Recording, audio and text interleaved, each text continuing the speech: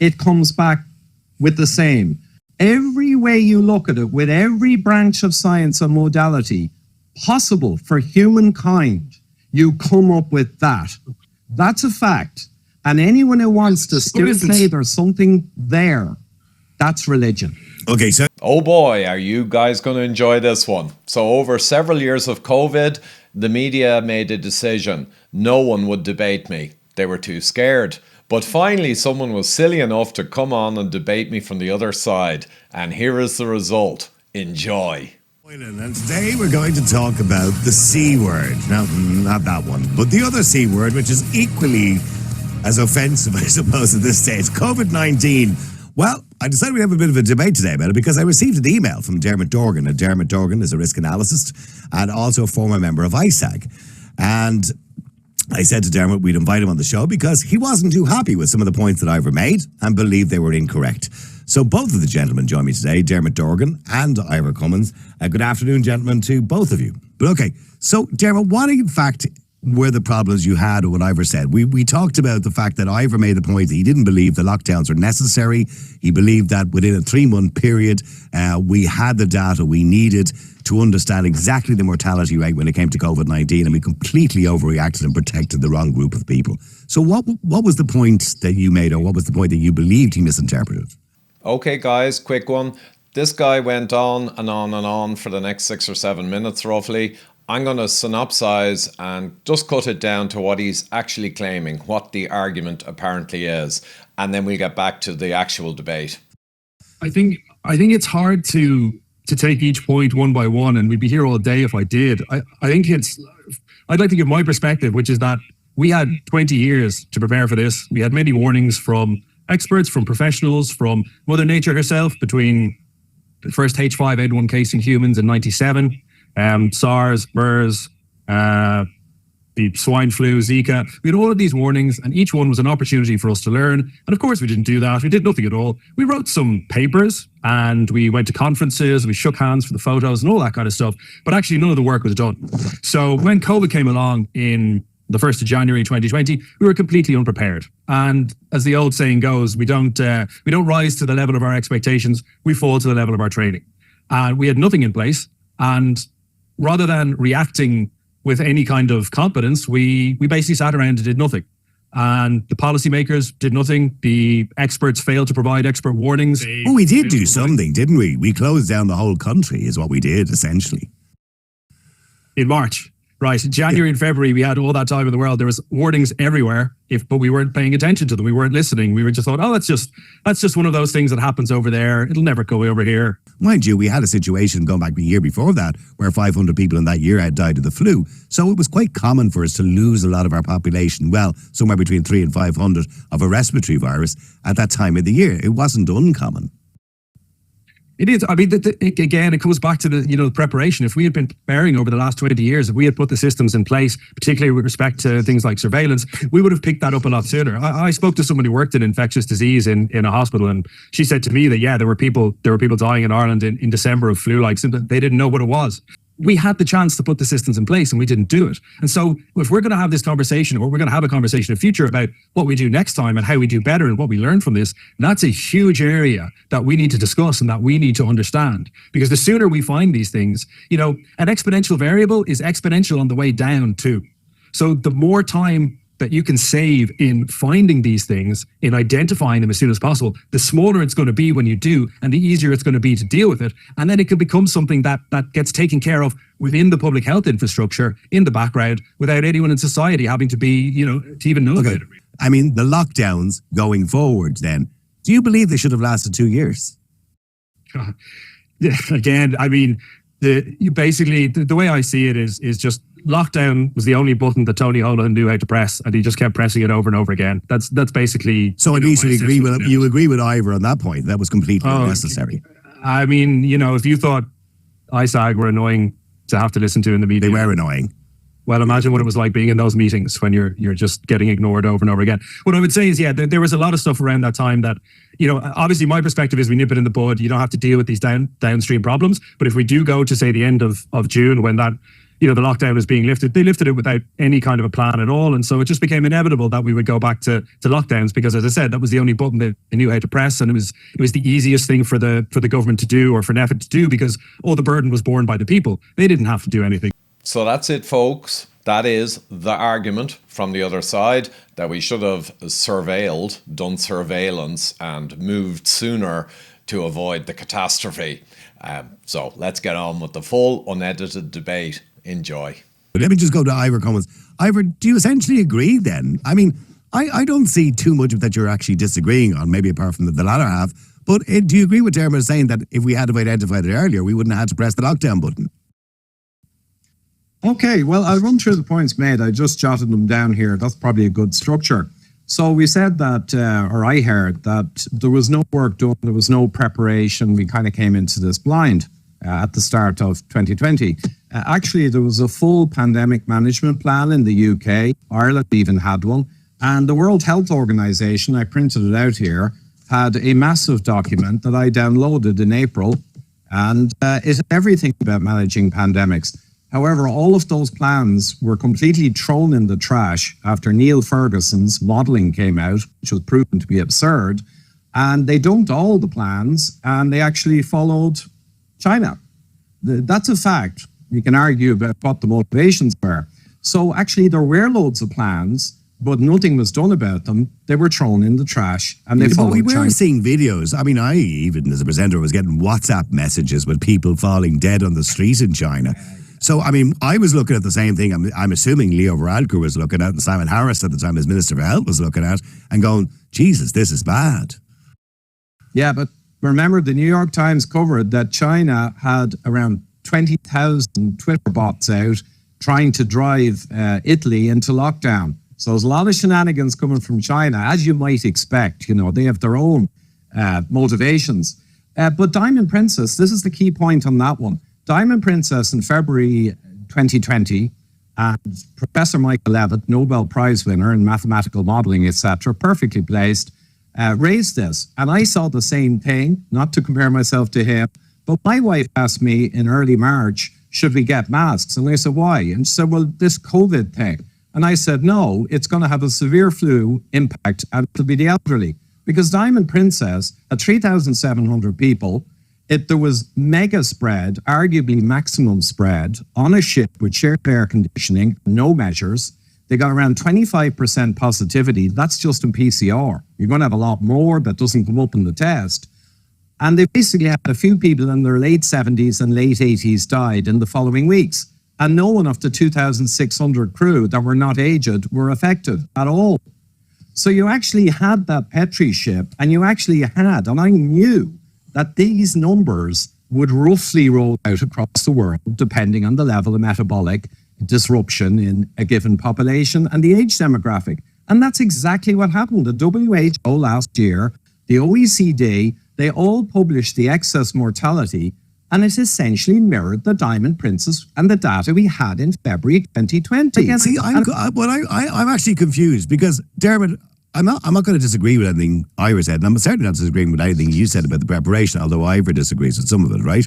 But I'm confused as to what points.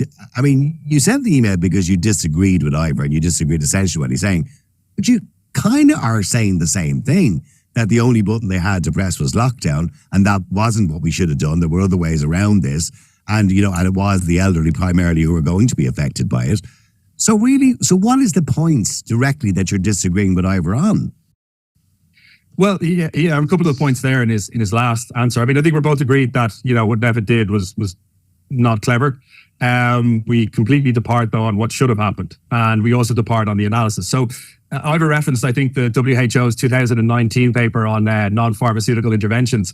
You're familiar with the expression "correlation is not causality," right? I think most people are. It's easier to say than it is. Yeah, I think everyone in general, you, Ivor, I'm sure, Niall, the listeners, I think everybody's kind of familiar with that idea.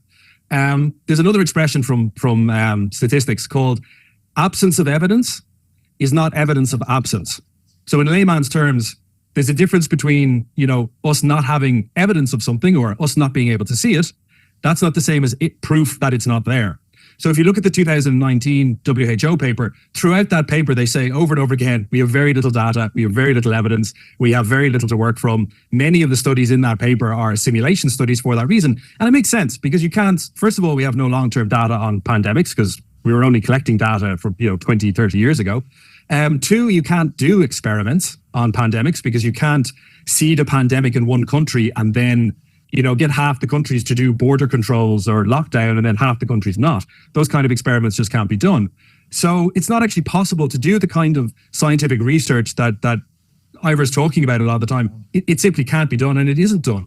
And so if you look at that, WHO paper, throughout the paper they say we don't have a lot of information, right? But we're going to give it our best guess regardless. And sometimes they guess right and sometimes they guess wrong. But what Ivor's done in his interpretation of that paper, he's completely confused an absence of evidence for evidence of absence. And that's true for many. I mean, I've got some of the quotes here. Let Ivor just respond to that. You're confusing it, Ivor. I mean, look, everybody has their own theory and how the hypothesis of the way things works, and I accept that. But you're confusing this, Ivor. You're kind of jumping the gun a little bit there. Yeah. That's 100% incorrect. So just as a bit of background, if people don't know, I'm 30 years in complex problem solving. That's statistical inference, root cause analysis, comparative analysis, Kepner-Trago, and it basically makes the point that was just made by Dermot just trivial. We have lived and breathed correlation, not causation, for a whole career. So to be honest, the WHO guidelines, and they say here on track and trace, which in fairness, Dermot seems to only think that track and trace could have been done better, and the other stuff was rubbish, so we do agree on that. But it said it is not recommended active contact tracing because there is no obvious rationale for it. Now, they had decades, countless papers, countless teams working with many pandemic type scenarios that did occur, not big ones, and they came up with no obvious rationale. So to actually try and do things that you've spent decades studying and realize there's nothing there would be ridiculous. And remember, what we actually did was not only ignored all of that knowledge amassed for decades, but we volte-fast dumped all the knowledge and copied China. Now, where is the evidence for copying China, I would ask? I mean, Dermot, to be fair, when you talk about correlation and causation, many times scientifically we do take correlation seriously because we realize that correlation can lead to causation. We just don't have the evidence to prove it yet. So in many occasions, we have said there's a strong possibility that when this happens, this is going to happen. We don't understand exactly why yet, but we know it's there. I mean, that's correlation. It's not causation, but we do take it seriously and we use that data. So that can be used. The point I was making, I was just using that as an introduction point. I'm not saying that correlation versus causality is the mistake that was made here. I was just using that as an intro to the mistake that was made, which is absence of evidence versus evidence of absence. Now, in the case of contact tracing, can I read out the rest of the quotes of what the WHO said about contact tracing? Yeah. There are few studies on the effectiveness of contact tracing. The effectiveness of contact tracing cannot be assessed from these studies. Evidence of greater strength is needed. Contact tracing combined with other interventions is effective in reducing influenza transmission in the community, but the effect of contact tracing alone is unknown. And then they say, Ivor's quote, active contact tracing is not recommended in general because there's no obvious rationale for it.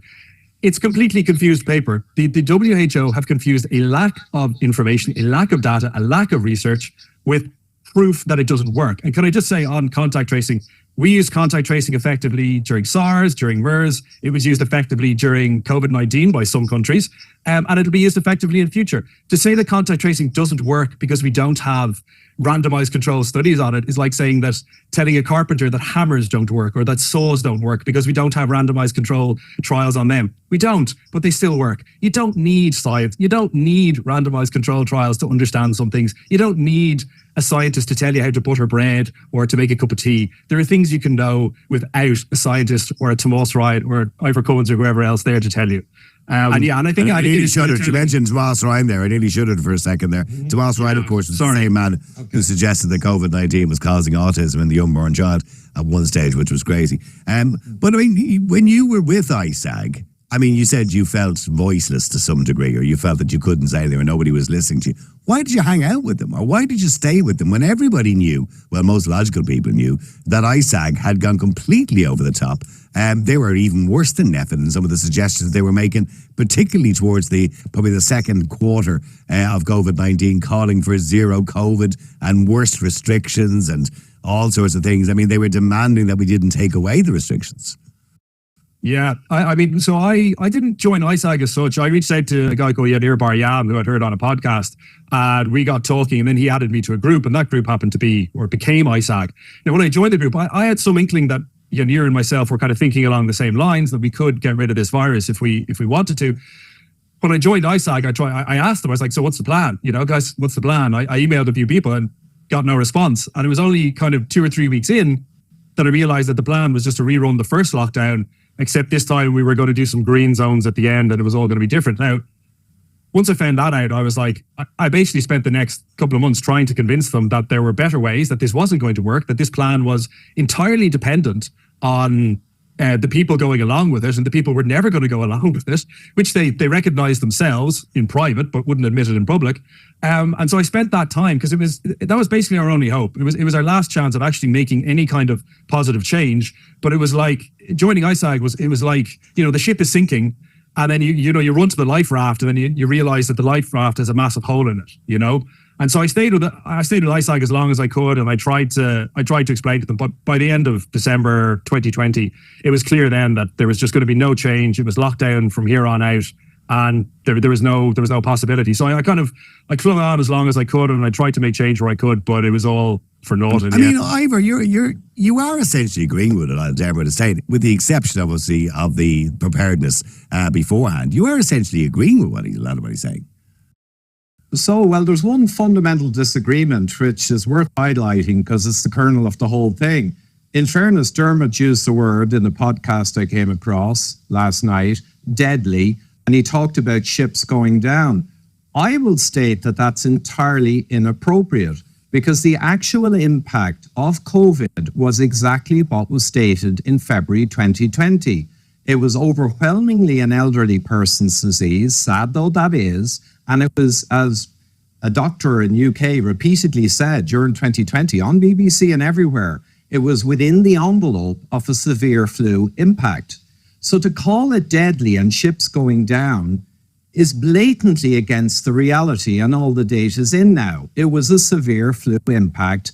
Sweden had an impact in the pandemic year of 0.05% excess mortality, overwhelmingly the elderly, with no lockdowns and no masks. Even the UK, which was hard hit with an elderly demographic and severe metabolic health issues, I might add, they were 0.11. We cannot talk about ships going down or deadly because it's patently untrue by any reasonable person's definition. And I'll just add one other thing. The WHO, in collusion with pharma in Geneva in 2009 during swine flu, they sat down and they agreed to remove severity clause from the pandemic definition. So when people ask me, was there a pandemic or are you a denier? Because some people deny it totally, which is funny. I say there was no pandemic by any sane person's definition of that word. So that's the most important thing for people to understand, you know. Now, just on the contact tracing, though, I would say, and people should read the book by Dr. Edgar Hope Simpson. Are you familiar with them, Dermot? No. Okay. Dr. Edgar Hope Simpson spent 50 years studying, and he wrote a book, The Transmission of Epidemic Influenza, and coronavirus is the same transmission dynamics. And he noted that there was a huge enigma, that the transmission of influenza did not follow a measles-like simple transmission model. Therefore, you could never be successful in trying to track and trace it. It can spring up all over the world simultaneously on single latitudes, even before air travel. So there's huge science, which is well worth getting into, on the transmission dynamics. And I might say another thing, that he called out a hugely important point. Influenza has no serial interval. Now, I'm going to make this simple. A serial interval is if you have measles and go into a house, 4.6 or 5.8 days later, the serial interval, a few people will get sick with measles because there's a direct transmission model. But he showed the data that influenza does not have that. And interestingly, in our own house... Is that not what we went on with? Do you remember the famous OR number that we all became educated? We all became scientists over the space of 2 years. Because that is mathematics applied on underlying physics which do not properly exist. And that's where if you only focus on numbers and OR numbers and epidemic models, which largely model what happens, they're missing the underlying physics of the profound nature of influenza transmission. So in my own family, I got to live out Hope Simpson's prediction and his data because my daughter got sick in February, I think, 2022. And I said, let's watch. So we were all sitting watching a movie with her and we all sat together because quite frankly, we wanted a COVID cert, from PCR positive. And we couldn't catch it. And 2 weeks later, my son got it. And over the next 10 weeks, we all, in our time, according to profound physics, we all caught it over 10 weeks. And it was just a demonstration. So this whole idea you can track and trace, the WHO are incredibly incompetent. And yes, they hedged by saying they didn't have data, but it's no excuse because they had plenty of data to come to a conclusion. And they did. And then they ignored that conclusion based on politics, and they all looked to China. And I'm going to make that point again. That's important. Dermot, just in relation to you, according to your misgivings at the start, that we weren't prepared for it. But I want to ask you, knowing that we weren't prepared, according to what you're saying and your theory on it, and we went into it, let's take, for example, before Christmas in the first year, which was, I'm losing track of time actually at this stage. I don't even know when COVID was now, 2020.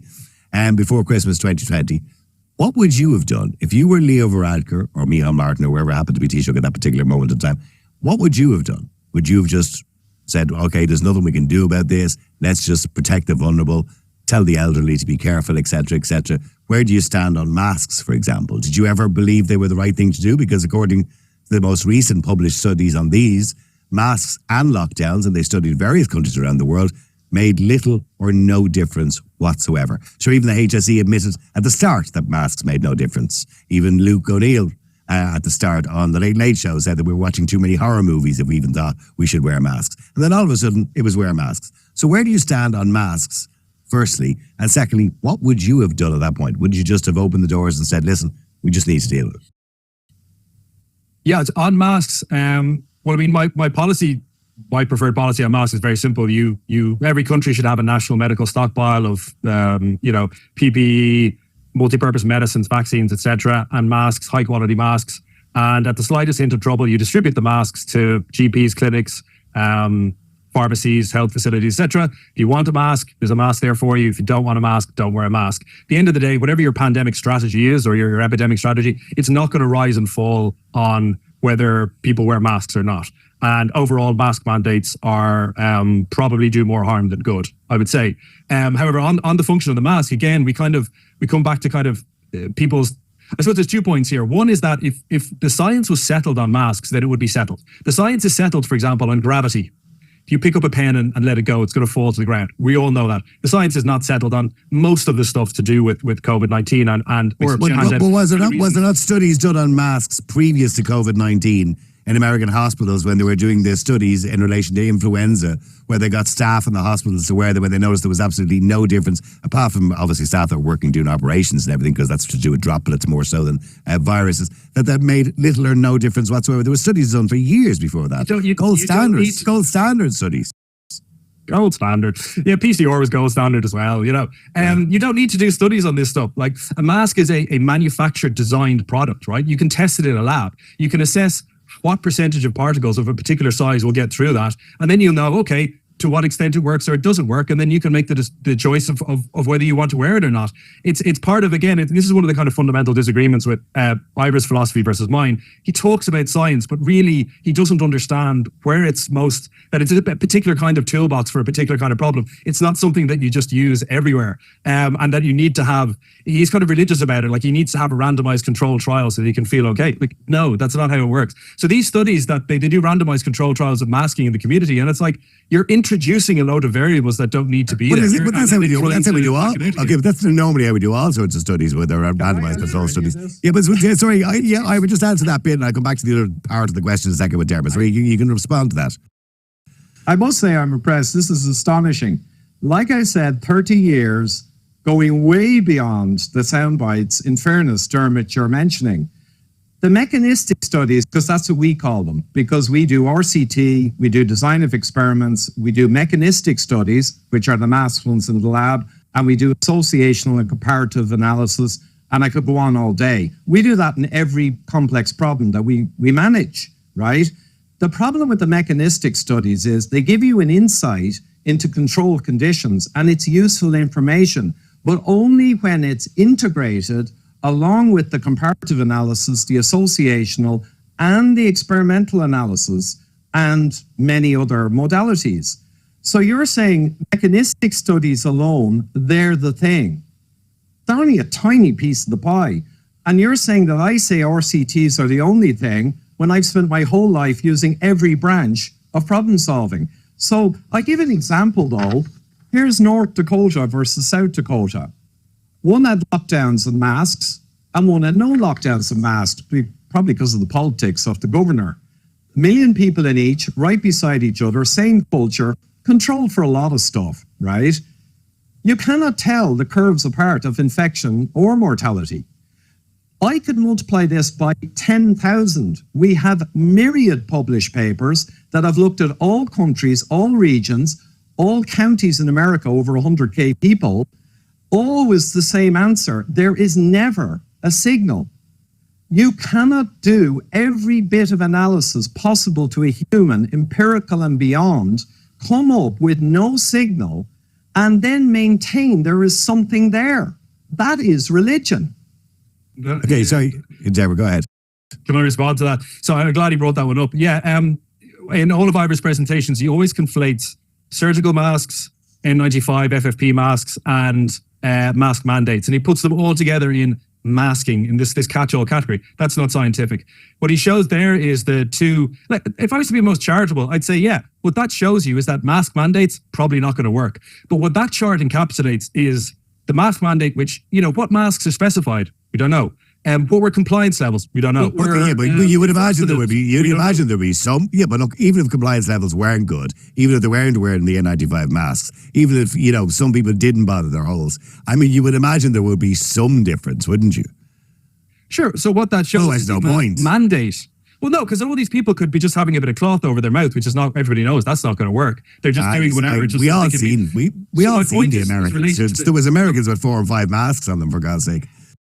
Sure, whatever, but this is the mask mandate. What he demonstrates there is suggests strongly, and I'd agree, that a mask mandate isn't going to work. However, in order to do science, and this is something that I don't think Ivor understands in practice, is that if you're doing science, what you're doing is you're controlling for all the variables. And unless you have controlled for all the variables, it's not science. What you're doing is you want to have your input variable and your output variable. And you want to be able to say, if we change the input variable, this is what the change will be in the output variable. With all of this stuff, because it is a complex environment, because there are way too many variables, there are way too many variables moving all the time, you have too many options, it simply isn't possible to do the kind of science and to reach the kind of robust, reliable scientific conclusions that Ivor is projecting in these environments. We need other ways of doing this. Okay. He's simply wrong. Sorry. I please respond to that. So now Dermot has completely flipped from saying you just use mechanistic studies to saying you need RCTs, proper experiments. But the hedge and the catch-all to get out of it is to say you can't do them. Well, Cochrane Collaboration have done 3 full revs over 5 or 6 years, and because they're a real science outfit, they actually use RCTs primarily, but they validate with associational studies. Good way of doing it. They have come out unequivocally from RCT, and I think they had 80 plus randomized control trials. They're never perfect, but they're as good as it gets. And if you're familiar with forest plots, you can actually put all in one plot for all the studies, whether there was a positive effect or a negative effect or nothing, which is in the middle. It's 1, risk ratio of 1. The forest plots are the biggest joke I ever saw, because they show across the board there is nothing but noise from all the experiments that, in fairness, good teams put a lot of effort into, and they did control as well as they could. We're not going to besmirch them. And the whole canon of decades of experiments on masks came up with that. These studies all across the world with comparative analysis, which is associational by its nature, so it's not perfect either. But when you look at all the world and produce countless comparisons between countries in comparative analysis, it comes back with the same. Every way you look at it, with every branch of science and modality possible for humankind, you come up with that. That's a fact. And anyone who wants to still say there's something there, that's religion. Okay, so okay, we don't have too much time. So what I want you both to do, if you can give me a final analysis, Dermot, first, on where you believe, well, apart from obviously we know you believe we went wrong at the preparedness at the very start of it, but where you believe, even though we made a mistake at the start, according to your recollections, what we should have done. Should we have just, in the summer, or not even from the very, very start, should we have just turned around and said, let's just run with this? Unfortunately, some people will die, just like, you know, we do it every year with influenza, for example, where 400 to 500 people would die on a regular basis. Was it just a case of we should have just ran with it? I'll give you a few bullet points rather than anything comprehensive. I think, first of all, we need to understand that this isn't a scientific environment. This is a risk management, a strategic environment. It's much more like war than it is like lab science. And so we need to use those methods of kind of decision making in uncertain environments rather than randomized control trials and whatever else. I think that's the first thing. As for, that's a kind of a philosophical thing. As for, you know, what we should have done, January, block flights from China, block flights from anywhere where it was showing up. That should have been prepared and coordinated across the EU. We should have ramped up our testing capacity so that we could have done loads of testing in January and February, found out where it was. Testing helps to reduce transmission as well. You asked before we got into it on the masks about what we should have done in the second half of the year. I just put out as an example of a strategy that we might have used is OR targeting. So we have a selection of public health measures, and we put them in place in such a way that we keep the OR number below 1, but in such a way that the rest of society can pretty much keep going. So we find a way to maximize suppression of the virus while minimizing the burden on the people. And if we had had kind of more intelligent policymakers when we opened up in June, that's something we could have tried. Yeah, Ivor, you know, I would agree, and certainly in relation to NPHET, it shouldn't have been a group of people who all just agreed with each other. Well, although some of them have come out more recently and said they didn't agree, but they weren't listened to. So we should have had just a small group of people who had some of them may have had a financial interest as well, who just agreed with each other. Oh, sorry, can I just add on that? That you brought up NPHET. I mean, the amount of, there should have been transparency. There should have been, their meeting minutes should have been a lot better. They should have been printed on time. There should have been much more oversight of NPHET. I mean, NPHET was pretty much... And the media, Dermot, played a huge role in this, by the way. The media were almost like, cheerleaders for NPHET. I mean, particularly RTE. I mean, the very idea at 6 o'clock every evening, no matter what was happening in the world, it didn't matter who was being killed, many mass murders that was going on. I mean, that this became the number one story of the news. 10 people died today, which was some sort of fantastic news. 10 people die, or whatever it is, die every, I think it's 35 people die or more than that. Die every single day of the week, and we don't announce it on the news. It was like some radio station from the middle of Kerry somewhere giving us the death notices every day at 6 o'clock. Sorry, Ivor, just finally, because I got to wrap it up. Yeah, it was. Finally, Ivor, I mean, in relation to how you would summarise, obviously, Dermot's views of it. Yep, okie doke. So I got to hand it to Dermot, actually. You're the first person that managed to get me somewhat riled up. And kudos to you. And one of the reasons is that in Ireland, they realized very early on, as I mentioned earlier, that I was to be kept off the screen. And interestingly, I have an ISAC story really briefly. I think you'll like it. Are you familiar with Zero Leaks, Dermot? The expose by Gript Media about the... Yeah. So they leaked 1,000 plus, I think, emails. And I spoke to the reporter. And he said to me on the phone the most astonishing thing about the 1,000+ emails, and I went through them all late into the night. He said, I noticed around 100 in that none of these scientists were really talking about science. So I kept an eye out, and I got to the end of the pile. They were only talking about lobbying and achieving their goals, which were whatever, lockdowns and other nonsense. So that was interesting. And the second ISAC story, they did an article and asked my permission. Who was the guy down in Cork who did the malaria, got 20 million from Bill and Melinda Gates? Jerry Clean. Jerry Clean didn't say much, you said in your interview in ISAC. He said a lot about me because he said, that fella, he's slippery like Professor Carl Hennigan of the evidence-based medicine in Oxford and Sunetra Gupta. So thanks, Jerry, for comparing me to them. I like it. But he also said I should be taken care of with a Hurley in a dark place. Carl, I remember that, yeah. And he also said, on the record, he said, what we need with him is a rigged debate and a rigged moderator. Now, what does that tell you about ISAC? But I go to your points. So you mentioned, Dermot, January we should have blocked flights. Well, you might be surprised to know that a cancer study in Italy showed that SARS-CoV-2 was in blood samples from September the prior year. In Brazil, they found it in the human sewage in November 2019. The first people were afflicted in the USA in January, and the UK, I think, as well. I could go on all day. Blocking flights, you might as well just whistle or something. Well, you're gonna pull those pistols or whistle Dixie.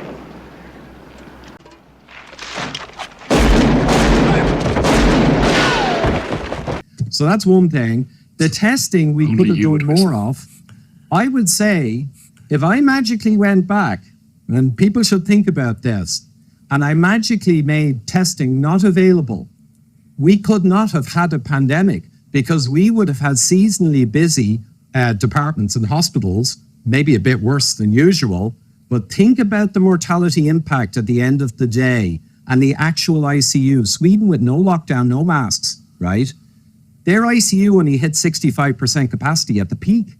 So if we had no testing, theoretically, or in reality, in a sense, we would have had no pandemic. And we could have saved that 10 trillion we gave to the richest people on our planet and took from working class and poor people. Well, at least Jared is nodding when you're saying that. Yeah, but remember. No, I'm not, because it's classic. Hey, Jared, we just stick our heads in the sand. There's no problem. No. We just pretend there's no problem. But hang on, both of you. I remember when the numbers started dropping down and people were going, oh, it looks like they might lift the lockdowns. The numbers are starting dropping down. And I said, don't worry about it. They'll push for the testing over the next week. And sure, it was obvious. It was obvious. The more people you test, the more people you were going to find. Sure, I arrived into work one day. I was diagnosed with COVID-19. I felt perfectly fine. And I said, can I just go into the studio and do my show? They said, no, you have to go home. And I went home and I'm sitting at home for 7 days, twiddling my thumbs with nothing wrong with me.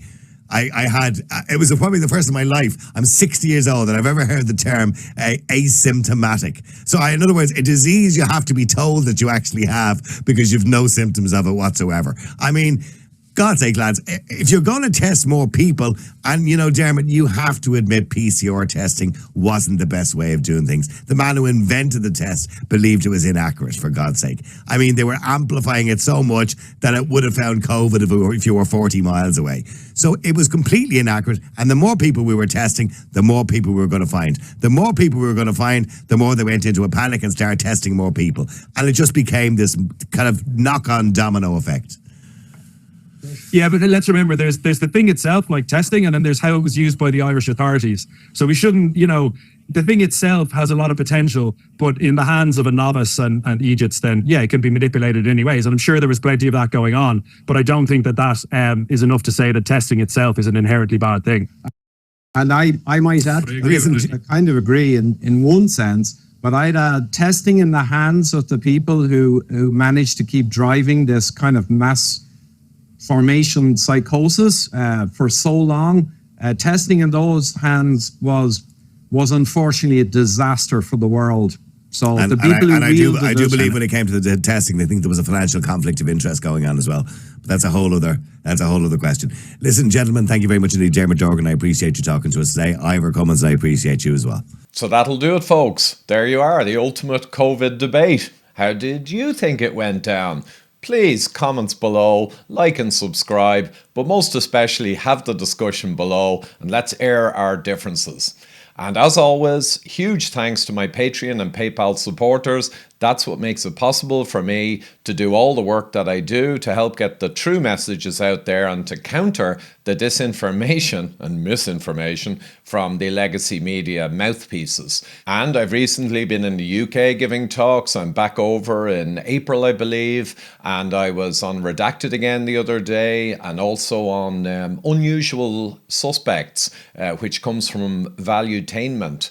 And they're a big outfit. So I'm getting onto a lot of platforms, getting a lot of views and getting a lot of the messages out there that we need for our children and grandchildren to counter the madness that is being foisted upon us in today's world. So thanks so much for your support, guys, and anyone else who can jump in and help keep the train on the track, really appreciate it. Thank you.